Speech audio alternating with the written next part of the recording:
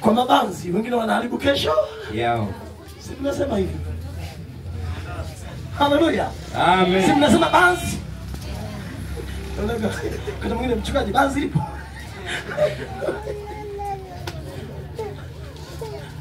Unaiandaje kesho yako?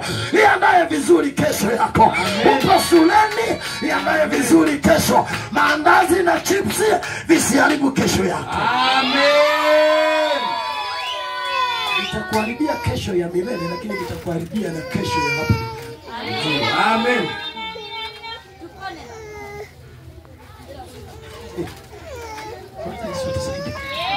Haleluya tena. Amen. Wanafunzi mpo?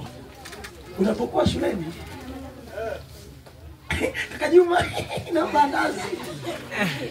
Kaka Juma. Sio ndazi. Tambua unaharibu kesho yako.